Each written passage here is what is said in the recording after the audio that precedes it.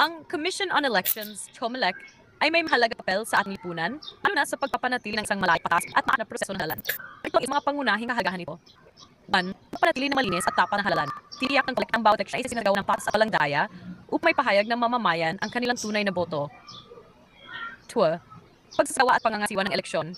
Sila ang namamahala sa pagpaparehistro ng mga botante, pangangasiwa sa eleksyon at pagbibilang ng boto upang matiyak ang maayos na proseso. 3. Pagpapalaganap ng karapatang boto. Pinibigyan diin ng COMELEC ang kahalagahan ng boto at pinibigyan ng pagkakataon ang lahat ng kwalipikadong mamamayan na makalahok sa halalan. 4. Pagpatupad ng mga batas panghalalan. Sila ang nagpapatupad ng mga alituntunin at batas upang maiwasan ng pandaraya, pagbili ng boto at iba pang illegal na gawain sa eleksyon. 5. Pagresolba ng mga alitan sa halalan. Kapag may mga reklamo o hindi pagkaunawaan sa resulta ng eleksyon, COMELEC ang namamagitan at nagpapasya upang mapanatili ang kaayusan. 6. Pagtatalaga ng mga party list representatives. Sila ang nagkakasiwa sa sistema party list kung bigyan ng boses ang iba't ibang sektor ng lipunan sa Kongreso. Kaya dito, ang COMELEC ay isang mahalagang institusyon na tumutulong sa pagpapatibay ng ating demokrasya at pagpapalakas ng tiwala ng mamamayan sa ating sistemang papolitika.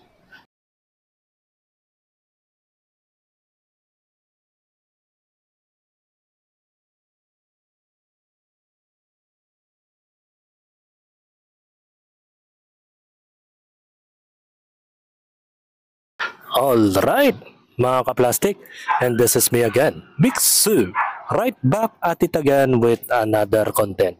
At ito, chinat GBT ko na naman ulit siya regarding dito sa nagbabiral sa Showtime na may isang contestant na tinanong about sa COMELEC.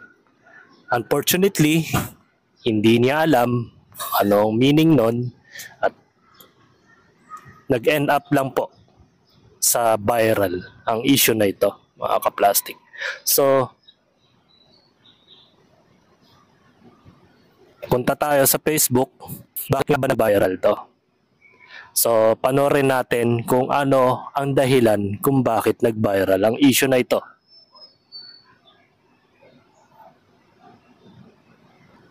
Community na mapakikinabangan at sa iyo, ang katanungan namin, mensahe tayo ulit. Anong mensahe mo sa COMELEC? Sir po, hindi po ako masyadong knowledgeable about sa COMELEC. 20 po. Oh my gosh, that's something. Okay. Hindi ka ba bumoboto? Hindi pa po. Ay, hindi pa. Opo, hindi pa po. Okay. Yes po. Sa susunod na Paano? eleksyon, bumoto Wala kang ka. sagot? Ano ba? Hindi ko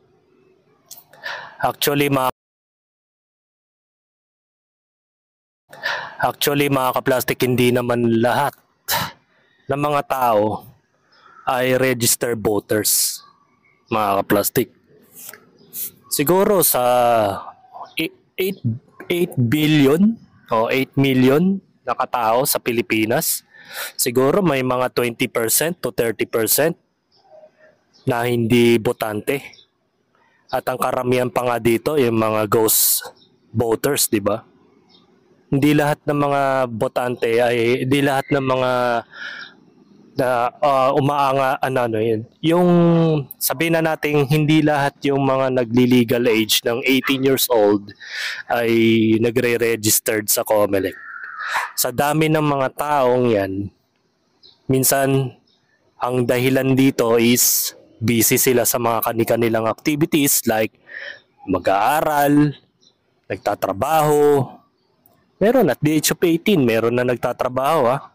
Huwag nating questionin na may mga reasons kung bakit nasabi ng dalaga na siya ay hindi botante. At the same time, hindi niya alam ang mga nangyayari sa COMELEC. Kasi nga, hindi naman itinuturo sa paaralan yan eh. Ang itinuturo yung mga nangyayaring history ng mga politika noong panahon ni Cory Aquino, ni Marcos at ni Estrada, lahat ng mga nangyayari sa politika. Yun lang naman ang ikinikwento sa idinidiscuss sa eskwelahan, mga kaplastik. Hindi naman dinidiscuss kung paano ang tamang pagboto, ano ba ang ginagawa ng COMELEC, ano ba ang mga layunin ng COMELEC upang mapaayos ang ekonomiya natin o yung bansa natin. Diba? Nagets nyo po yung aking ibig sabihin. So hindi lahat ng tao knowledgeable. Kahit kahit tanungin mo yung mga tambay sa kalsada, anong naintindihan nila sa COMELEC? Siyempre, ang unang papasok sa isipan nila is botohan. Yun lang. Yun lang. Kahit naman ako, yun lang naman ang idealistic ko about sa COMELEC. Ayun ang nabivisualize ko about sa COMELEC where it comes sinasabi na ito yung pag sinabing the word COMELEC, what it is a form of voting, di ba? Mga ka-plastic. So panoorin pa natin. Kung masasagot to ngayon, pero for sure... COMELEC Mission on Election. Sila yung nag-ano ng mga sa election kapag ano. Okay po. Okay. Wala kang naririnig sa mga... tungkol sa hindi ka ba nanonood ng telebisyon, Wala nagbabasa po ng kaming dyaryo? TV. Internet. Facebook, mga ganyan. Yeah. Social media. Hindi po din masyado lumilitaw sa newsfeed. So, sinong may kasalanan na hindi ka informed? Okay, sa picture mo, di ba Oh, hindi naman kasalanan ng babae yun na hindi siya inform about sa COMELEC. At to be honest, sinasabi din niya na hindi lumalabas sa newsfeed ng kanyang social media accounts. So meaning, wala naman talagang, hindi naman not necessarily na madalas nalalabas yan sa newsfeed mo eh. Kahit tamo, to be honest, wala din daw siyang TV. Ako rin, di rin ako nanonood gaano ng telebisyon. Kasi maabala ako sa pagtatrabaho, abala rin ako sa pag-study. Pero baga, yung study ko naman, hindi naman din itinuturo yung about sa COMELEC. Pero may idea na ako yung COMELEC. Ang COMELEC naman kasi, where it comes on my mind, ay botohan. It's all about voting. Proper voting, registration, about yourself, and then you can address any kind of details about you. And then if you are legal age, you are able to vote at the right. You have to rights to vote. Sabi nga nila, kapag ikaw ay botante na, may karapatan ka na rin magreklamo. Kasi pag halimbawa yung binoto mo ay hindi na gumagawa ng tama o wala na sa katinuan yung mga politikong binoto mo, may karapatan ka magreklamo. Pero kung hindi ka botante, ang tawag sa'yo, hindi ka tao. Yan ang sabi ng ibang tao sa akin. Kasi masakit man sa pandinig, pero parang may point of view din yung babae. May two phases kung bakit ang tao hindi na nagre-register sa COMELEC. Yung una, gaya nga na sinabi ko nung una, busy siya sa mga activities niya, sa mga pinagkakaabalahan niya sa buhay. Pangalawa, maaaring ang dahilan niya is wala naman ng kwenta tayong bumoto ngayon sa panahon ngayon dahil isipin mo, boboto ka, sino yung mga papalit? Ganun din, mas malala pa sa nauna, mga magnanakaw rin, mga korap. At sila rin naman yung nag-aari. At kung mapapansin nyo mga ka-plastic sa survey, binibigyan tayo ng pang-brainwash ng mga media. Pag naglalabas sila ng statement about sa mga survey, kung sino yung mga number 1 na senador, presidente, parang minamanipulate na ng mga media yung mga pwede mong iboto sa COMELEC sa darating na eleksyon. Kaya parang anong nangyayari, kinokontrol ng media yung mga utak na mga tao. Halimbawa, ang mga tao, di naman lahat ng tao ay buong desisyon kung sino ang gusto niyang iboto. Kasi nga sa sobrang pangit na nang nakikita na niya, wala nang magandang iboto. Kahit ako, hindi na rin ako, tinatamad na ako to be honest na bumoto. Kasi nga, nakikita ko, wala sa isa sa kanila ang may potensyal na kayang baguhin ang bansa natin, mga ka-plastic. Sobrang nakakalungkot na ganun yung nakikita ko ngayon. Pero mo, celebrity, porket bilyonaryo, may karapatan ng tumakbo ng senador. May isa pang ang pastor mga ka-plastic, na tumakbo ng senador kahit na alam niyang may kaso siya. 'Di ba? May kaso siya. Nang rape siya ng babae, dinadala niya dun sa kwarto niya dahil sasabihin niya part daw ng ritual ng kanyang religious group. Yung mga babaeng dinadala niya sa kwarto dahil parang sineself-proclaim niya ang Diyos daw ay kailangan manganak. Alam niyo na kung sino yung tinutukoy ko na taong yun na nagbabiral nung nakamakailan lang at nakulong. Pero unfortunately, tumakbo ng senador para makatakas sa kanyang mga kasalanan. Diba? Nakakalungkot isipin na lahat ng mga tumatakbo ngayon sa pagkasenador, mga dating magnanakaw, mga ex-convict, mga maraming kaso, may mga katarantado ang ginagawa sa buhay, pero unfortunately marami pa rin ang nauuto na tao sa kanila. So paano ka gaganahang bumoto? Yan ang point of view kung bakit nasabi ng babae na hindi siya nanonood ng TV at wala daw siyang alam sa COMELEC. Diba? So nakakalungkot. Pero yun talagang realidad na kailangan mo talagang buksan pa ang kaisipan mo sa higit pa sa nakikita mo. Na hindi lahat ng mga tumatakbong senador, presidente, mayor, gobernador sa inyong lugar ay mga handang tumulong sa mga taong bayan. Eh ngayon, nakaluklok na sila sa kanilang mga pwesto. Nasa na sila ngayon? Nakikita mo pa ba sila sa munisipyo? Mahihingihan mo pa ba kaya sila ng tulong? Wala, di ba? Pahirapan pa nga eh. Mga kaplastik eh. So yun, sila yung nag-aayos ng bagong eleksyon para sa mga kandidato. Sila ang may Mga votes. sila ang may kinalaman sa lahat ng kaganapan tungkol sa election sa Pilipinas.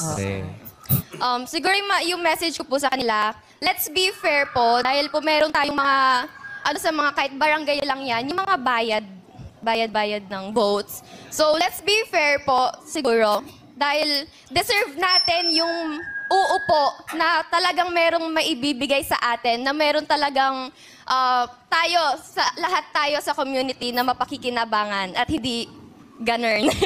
Yun po. Nakasimangot na si Vice Ganda. Kasi nga dismayado siya eh. Kasi ang isang boto mo mahalaga sa kanila yan eh. Siyempre, imagine mo yung one vote mamising sa isang bilangan. Pero kahit naman di bumoto yung babaeng yan, magugulat ka na lang, nakaboto ka na kahit hindi ka pa bumuboto eh. Eh lalo na ngayon, uso na ang hacking sa COMELEC. Di ba? Kayang-kayang kontrolin yung pandaraya sa COMELEC. So paano pa tayo gaganahang bumoto na mag-aabalang pumila ng matagal sa eskwela na tag-init pa. Nagsasummer na. O mahihimatay ka pa sa kakaantay dahil sa sobrang init. Tapos bandang uli, dadayain lang. Diba? Sinong gaganahan na ganun? Diba? Mga ka-plastic.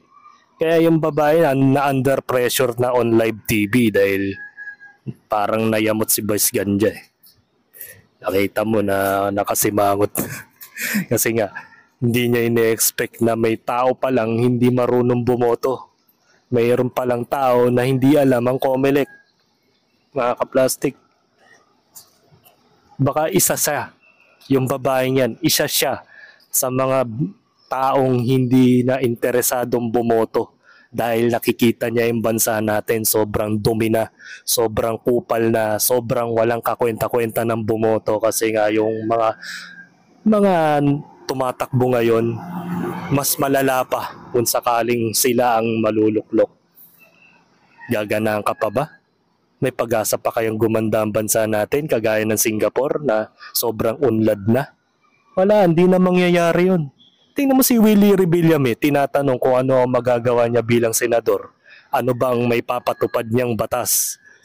Sakali siya ay tumakbo, sakali siya ay maging senador. Ano sagot ni Willie Rebillame? Wala pa. Wala daw siyang maisip. Magkakaroon lang siya ng idea kapag nandun na siya. Anong gagawin niya doon? Bibigyan niya ng jacket yung mga natutulog na senador sa kongreso, sa hearing? Ganun ba ang gagawin niya? Diba? Yun lang ba ang kaya niyang gawin? Kasi ang tao kasi sobrang nalason na sa drama ng mga celebrity. Porket pinapakitaan lang ng kabutihang loob, naniniwala na sila sa lahat ng mga pinagsasasabi ng taong yun. Unfortunately, hindi nila naisip na ang Senado o yung gobyerno ay isang seryosong usapin na dapat ang mga nakalaklok dyan ay mga dapat high degree. Yung may mga pinag-aralan talaga, kagaya ni Miriam Defensor Santiago na maraming alam sa mga batas at paano tumatakbo ang Senado. Wala nang tumulad kay Miriam Defensor. Nung namatay siya, puro mga bobo na yung mga pumalit. Tutulog-tulog na lang sa kalsada. Yung mga utak nasa kalawakan habang yung katawan niya natutulog sa Senado. Sobrang nakakalungkot na gano'n ang nangyayari sa bansa natin. Wala nang pag-asa. Kahit ako, nawawalan na rin ako ng ganang bumoto eh. Walang kakwenta-kwenta eh. So ito yung paliwanag na babae. Nung in-interview siya, dahil gawa ng na-under pressure siya, kaya in-interview siya ng at kinumbida siya ng COMELEC na pumunta sa mismong opisina. Ito yung kanyang salobin.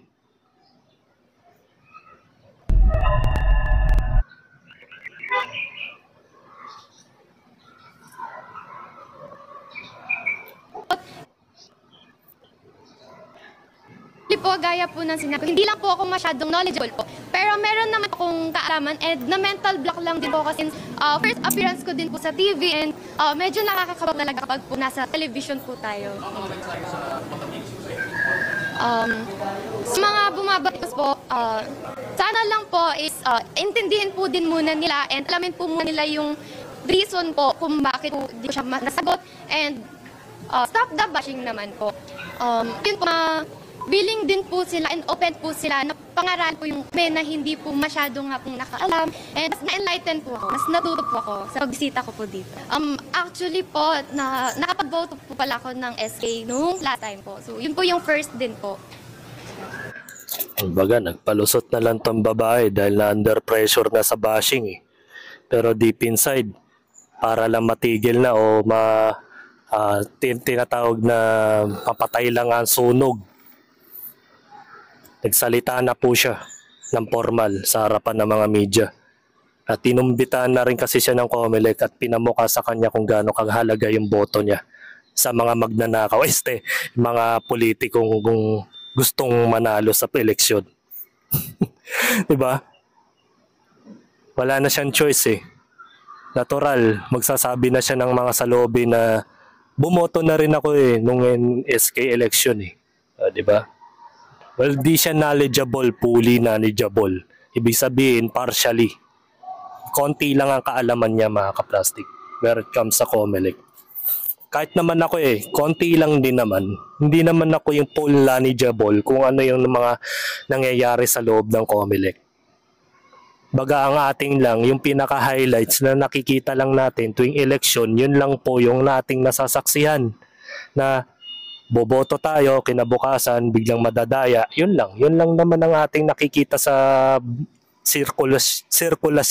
sirkulasyon ng mundo natin sa Pilipinas sa bansa natin na puro maruming eleksyon na may nagkakaroon ng patayan during election, nagkakaroon ng dayaan, nagkakaroon ng patutsadahan, nagkakaroon na ng viral video na may lumalabas na mga issues about sa mga nakaraan nilang nagawa sa gobyerno. Ganun na lang ang nangyayari para tayo mga nasa peryahan na nanonood lang, nandilibang sa mga kanilang mga paninirang puri sa isa't isa. Sobrang dumi, no? Nakikita mo, tumataas na ang inflation rate ng bansa natin. Wala man lang silang nagagawa na pababain yun para umasenso ang bansa natin. Tuwan-tuwa sila na marami silang nananakaw o even ang PhilHealth ay nawawalan. Isa pa pala yun sa PhilHealth. Panoorin natin yung opinion ng lalaki.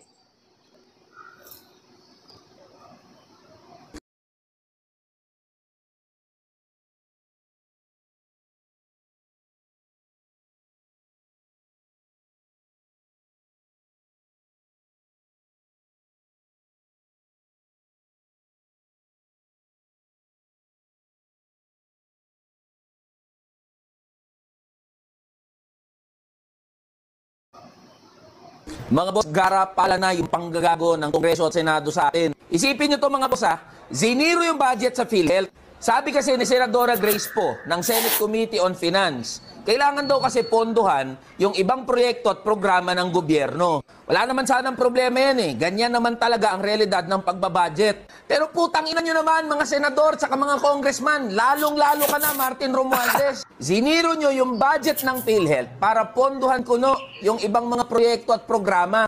Tapos mababalitaan namin, nilagay nyo, binalik nyo yung 26 billion pesos na pondo ng AKAP. Alam naman naming lahat na gagamitin nyo yung ayuda para sa Kaposang Kita program para sa 2025 elections. Sige nga, sino ang may access at sino ang may say sa pamimigay ng AKAP program? Di ba mga congressman? Di ba mga senador? Kaya nga 21 billion yung nilagay nyo sa Kongreso, tapos 5 billion sa Senado. Tanungin namin kayo mga congressman tsaka mga senador, mas mahalaga yung AKAP kaysa sa kalusugan ng mamamayang Pilipino, lalong-lalo na ng mga manggagawa na buwan-buwan nagbibigay ng kontribusyon para sa PhilHealth. Nakita nyo na ba anong itsura ng mga public hospital? Nakita nyo na ba gano'ng karami yung mga pasyente na pumipila dyan araw-araw? Alam nyo ba kung gaano kalimitado yung mga serbisyo na na-access ng mga pasyente dyan sa PhilHealth? Baka nga di nyo alam yan eh. Sure kami, hindi nyo alam yan. Kaya nga yan ang ginawa nyo. Prioritize nyo yung proyekto nyo kaysa putuhan yung PhilHealth. Tapos ano maasahan namin? Pag nagkandaletse-letse yung kalusugan namin, guarantee letter mula sa mga opisina nyo, kayo na naman yung superhero, kayo na naman yung mababait, putang ina nyo pala eh. Gusto nyo na naman na magkaroon kami ng utang na loob sa inyo. Mga boss, ito yung issue. Dapat nangingialam at nagsasalita tayo lahat. Buhay at kamatayan, nating ordinaryong Pilipino, nating mga manggagawang pinag-uusapan dito. Huwag tayong pumayag, nagaguhin ng mga congressman tsaka ng mga senador. Nina Martin Romualdez, Nina Grace Po, at lahat ng kabilang dyan sa BICAM Committee. Singilin natin yung mga yan, kalampagin natin yung mga yan. Lalong-lalo na karamihan sa mga senador at congressman na yan, nagpapabango kasi tatakbo uli yan sa 2025. Ibalik nyo ang pondo ng PhilHealth, huwag nyong nakawin ang pera namin.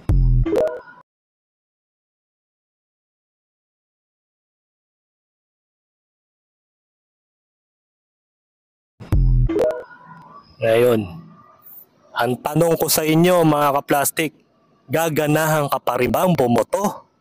Ha? Magrehistro ka pa rin ba? Hindi ko kayo ini-encourage na wag bumoto. Nasa sa inyo na rin yan. Na nakikita nyo na ng dalawang mata ninyo kung ano yun nangyayari dyan sa Senado. Diba? Gaganahan ka pa rin ba bumoto?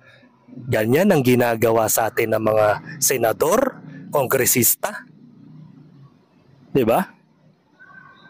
Lahat ng perang inihulog natin habang tayo nagtatrabaho, buwan-buwan, ay napupunta lang sa wala. Actually, ang PhilHealth wala nang saysay yan. Meron na kasing malasakit. At yung PhilHealth na yan, kung kakaltasin man yan sa babayaran mong pang-hospital, wala pa sa kalahati ang babawasan nila. Hanggang 10,000 lang ang limits na pwede mong ipangkaltas sa pangbayarin mo, sa expenses mo, sa pag na-hospital ka. Oh, anong halaga ng PhilHealth ngayon sa tagal-tagal mo naghulog ng contribution? Na imagine mo 300 pesos yun kada cut-off, pumapatak 600 isang buwan times 10 months 6,000, 7,000 isang taon, tapos nanakawin lang ng mga kongresista at senador yung pera na inipon natin sa kanila. At ang masakit doon, sariling pera natin inuutang natin. Gaganahan ka pa bang bumoto? Mga kaplastik, magre-rehistro ka pa rin ba after ng ganito? Huwag ka nang bumoto. Hindi ko. Joke lang, bahala kayo. Hindi ko kayo ini-encourage na wag bumoto. Pero kahit naman bumoto kayo, dinadaya rin naman eh. May hacker naman eh. They can fix the issue, the situation even they lose. Diba? Kaya hanggang dito na lang ang aking opinion. Kaya mag-isip-isip na kayo bago kayo bumoto. Kung boboto ka pa ba. Sayang lang ang oras mo doon. Nag-aksaya ka lang ng ilang oras sa pagpipila sa presinto. Tapos ganun mangyayari. Malalaman mo, dinadaya lang. Hanggang dito na lang ang aking opinion, and this is me again, Big Sul. Lagi nagsasabing ang mga plastic ay matagal mabulok dahil ang mga plastic ay toxic. Kaya, what's up mga ka-plastic? And this is Kambid commentary video ng video live stream. Signing up. Alright.